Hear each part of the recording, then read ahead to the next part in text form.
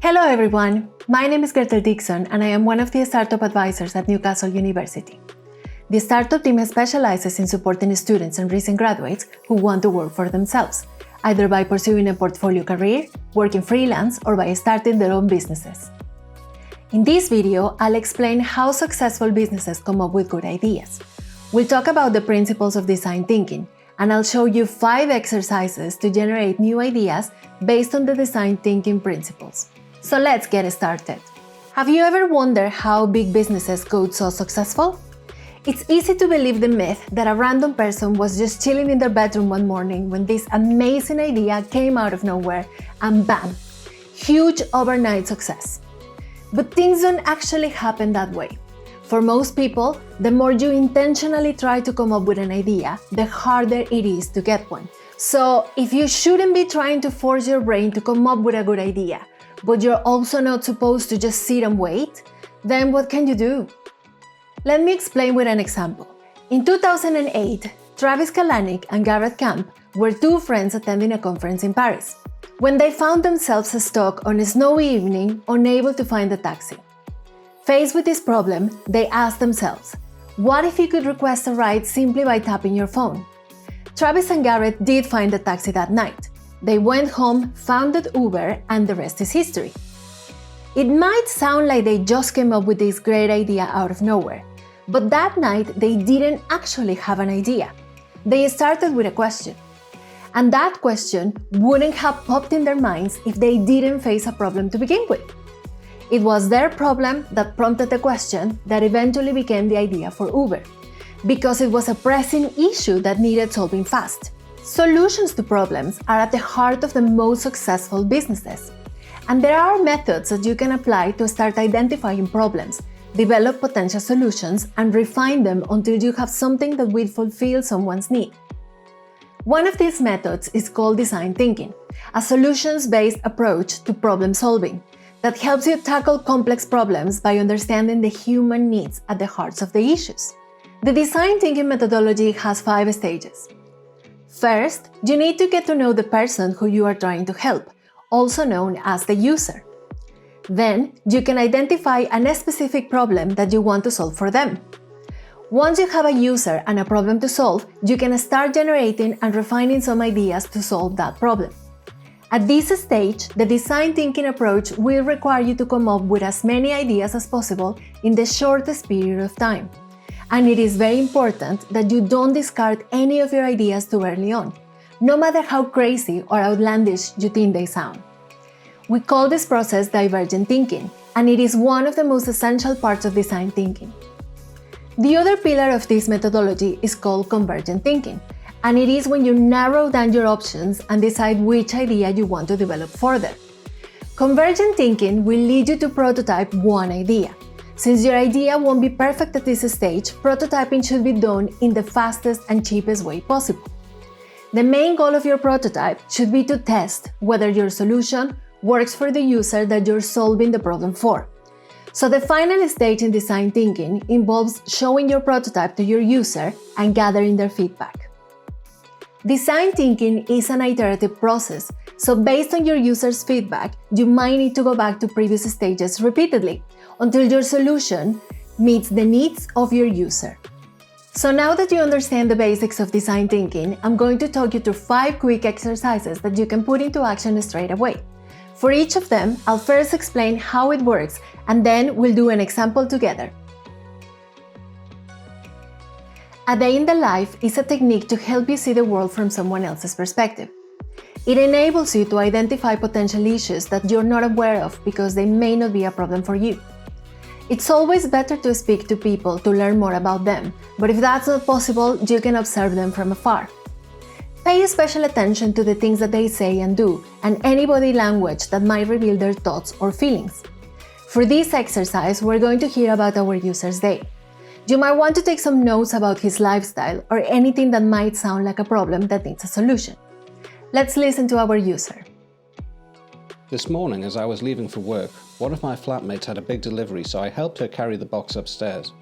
I'm always shocked by how much online shopping my flatmates do, so I told her about a local store that sells similar items. I went to buy a sandwich during my lunch break. I thought they would give me a paper bag, but they only had plastic ones. I didn't want it and I was in a rush, so I put the sandwich in my pocket and my jacket got stained. I left the office at 5 p.m. The weather was nice and I was glad to be able to ride my bike in the sun. A colleague commented it must be a hassle to cycle to work. I replied it's faster than walking and cheaper than the subway. I didn't tell him this, but I also think it's more sustainable than driving a car like he does. Hopefully, that was enough for you to capture relevant information and identify potential problems that we can solve for the user. Hold on to your notes as we will need them for the next exercise, which is called empathy mapping. An empathy map is a visual way of capturing what our users said, did, thought, and felt during our observations. It helps us reflect on the user's needs, and we can use it to identify problems and decide which one we want to focus on. For this exercise, you will need a copy of this template, which you can download from the link in the description below. First, we need to start by describing our user's profile in the center of the template. So let's recap what we know about our user so far.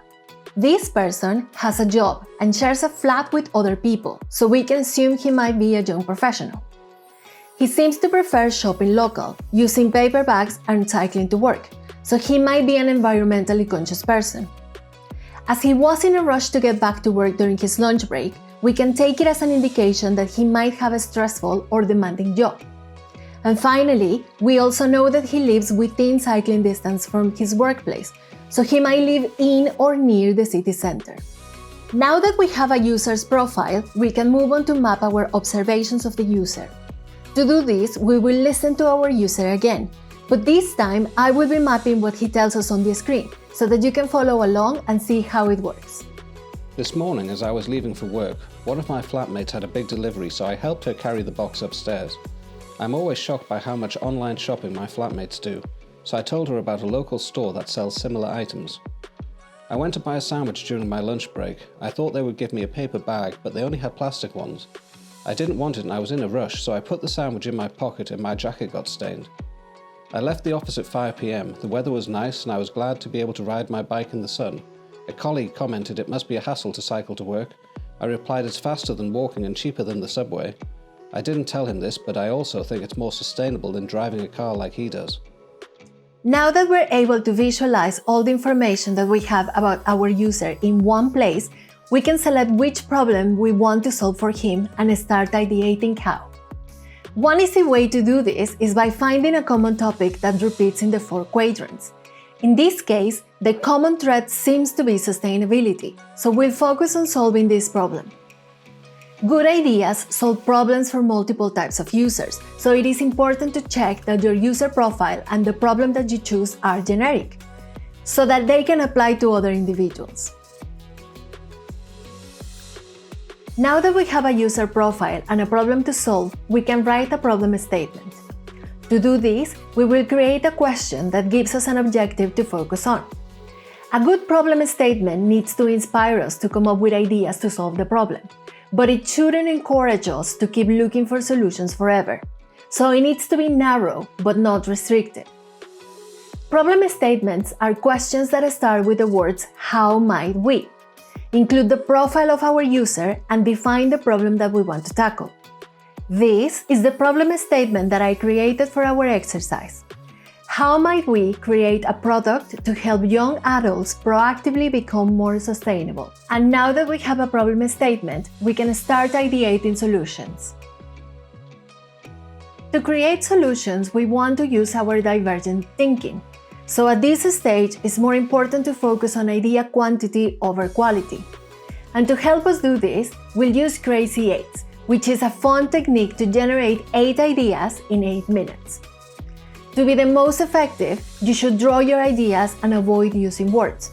Your sketches don't need to be works of art, they just need to represent whatever is on your mind, so you don't need any artistic skills at all. Are you ready? For this exercise, you'll need a timer, a piece of paper, and something to draw with. To keep this video shorter, I've sped up this bit, but the goal is to give yourself 8 minutes to develop a total of 8 ideas, spending only 1 minute per idea before moving on to the next.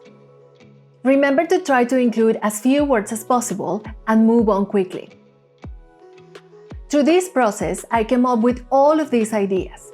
Now, I will use some convergent thinking to narrow down my options to one. Some of my ideas I don't like, some are too complex or too specific, and some already exist. My favorite idea is the tote bag, and I think it's a product that most people could use, and also that I can put a tech spin on it to deliver more benefits for the user. So that's my chosen idea to storyboard for the final exercise. Traditionally, a storyboard is a visual plan that shows how a story develops over time, and it's used in various industries, such as film and advertising. In design thinking, storyboards are drawings that we use to explain our ideas in a fast and visual way, and they can be accompanied by a story to help others understand how our solution works. Here's the storyboard and the story that I created for my tote bag idea. Meet Terry. Terry is 24 and shares a city center flat with uni students and other young professionals. Terry cares deeply about sustainability and is trying to get his flatmates to become more environmentally friendly. And he's just heard about Totes, a new revolutionary tote bag that is on sale at the local supermarket. Totes is the only tote bag equipped with a sensor that scans your products as you shop, keeping track of their individual sustainability information. But that's not all.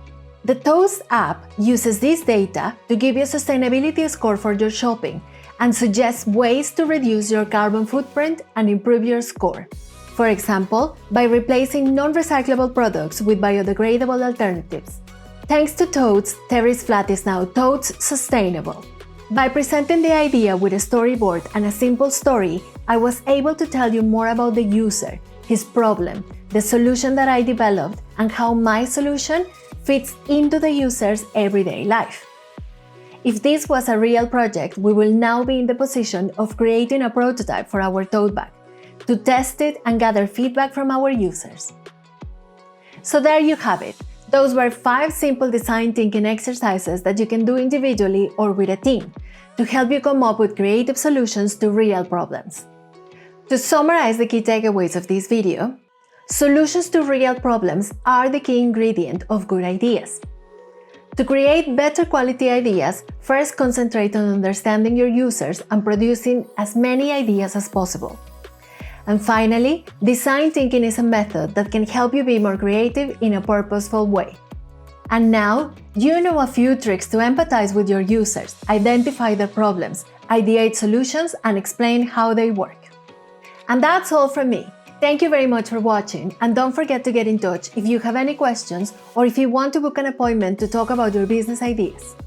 You can contact us via My Career Queries, follow us on Facebook, Twitter and Instagram as NCL Startup, or find us online on www.ncl.ac.uk/careers/startup. Let's get started!